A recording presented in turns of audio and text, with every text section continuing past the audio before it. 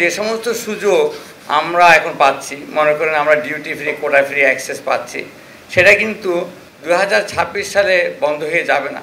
Already অনেকগুলো দেশ অফারই করেছে আমাদেরকে, আমাদের যে ক্রিটিক্যাল মার্কেট আছে ইউ ফর এক্সাম্পল, ওরা 2029 সাল পর্যন্ত দেবে, ওরা বলেই দিয়েছে। তাহলে আমরা যে পিছিয়ে দেব, পিছিয়ে কেন দিবেন?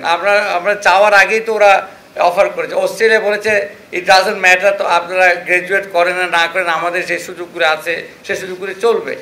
তারা আপনারা ইউকে বলেছে একই কথা। আপনার যে ইনভেস্টমেন্ট ফোরামে যে ইউকের যে ট্রেড রিপ্রেজেন্টেটিভ আসলেন, উনি ওপেনলি ঘোষণা দিলেন ওখানেই যে আমরা এলডিসি আপনারা আছেন কি নাই রিগার্ডলেস আমাদের এই সুযোগগুলি চলবে।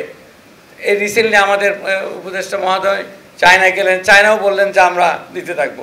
তাহলে যে জায়গাটাতে আমাদের ব্যবসায়ী বন্ধুরা চিন্তিত, এটা কিন্তু অলরেডি ওভারকাম হয়ে গেছে আমি মনে করি, তাই না? এই যে বললাম পারসেপশনের অভাব, এটা হচ্ছে একটা বুঝার প্রবলেম।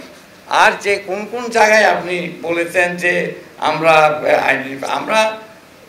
একটা জায়গায়, এটা এত ডিটেলে আমার যাওয়া সম্ভব নয়, এটা ছোট ছোট পরিসরে যে জিনিসটা আসতে পারে, যেটা আমাদের যে নিজস্ব যে ক্যাপাসিটি আছে কতগুলি জায়গায়, ইনস্টিটিউশনাল কিছু আমাদের দুর্বলতা আছে। যেমন ধরুন আমাদের যে মিনিস্ট্রি অফ ট্রেডের কোনো আলাদা ট্রেডের কোনো এজেন্সি নাই, তা আমরা অলরেডি স্টেপ নিয়েছি। ডেডিকেটেড একটা সেল থাকবে, যেখানে ওরা শুধু ট্রেডের বিষয়ে ওরা কাজ করবে। ওরা ওখানে ওই আপনার আজকে এখানে কাজ করলো, কালকে ওখানে কাজ করলো, ট্রান্সফার হয়ে গেল, ওইরকম না। আমরা শক্ত একটা ট্রেড নেগোসিয়েটিং বডি আমরা রেডি করবো। তো অতএব আমরা যেখানে সন্দেহটা করেছি প্রথমে, সেখানে আমরা অলরেডি কাজ শুরু